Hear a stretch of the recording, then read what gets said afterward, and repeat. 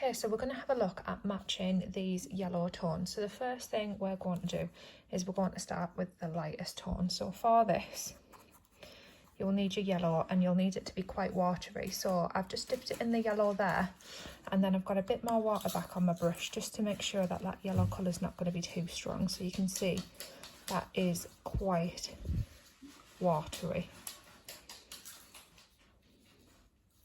And what I can also do at this point as well is to keep it nice and light, get a little bit of my white watercolour, and I can put some white in there as well. Then for the next one, we're just going to go and we're going to make it a bit stronger. So I want a little bit more yellow, not as watery. And then in the next section again, now we're going to start to make it really strong. So we make this less watery by getting more pigment on our brush. So I'm just going to really rub at my paintbrush at the surface of that paint, making sure it's nice and thick. And you can just see how thick and how strong the paint is going on there.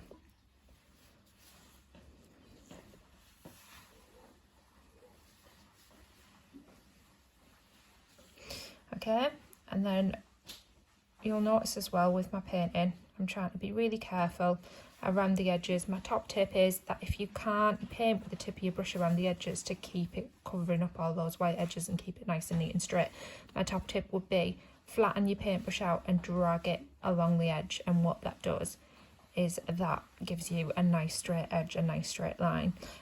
Pretty much the same as we did with colour pencils as well. It works well if you paint in one direction and then go over in a different direction, just to make sure that you're covering up any white gaps and it's nice and smooth and solid. Okay, so again, I'm going to get a little bit more of my paint, nice and thick and strong again this time.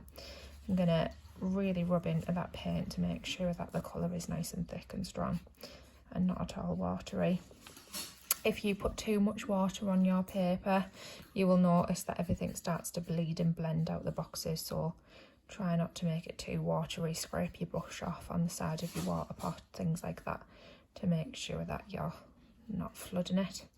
And then once you've used the tip of your brush or those long sweeping strokes, flattening your brush out to make sure that your painting's nice and flat and it's got no white gaps in it, then we're going to take a bit of this colour. You'll recognise this colour from when we did colour pencils. This one is called yellow ochre. Okay, so I'm going to mix some of that yellow ochre back on top of the yellow that I've already painted. Because it's still wet, you can see that the colours are then starting to blend together.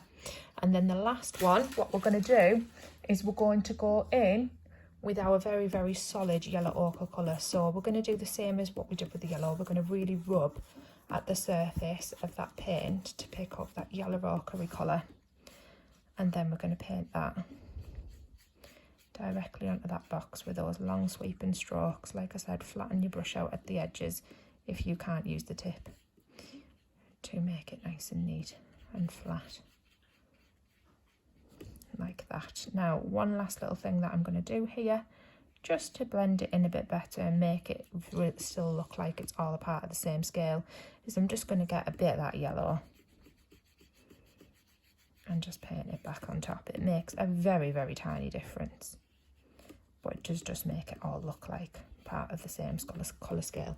And once you've done that, you're complete.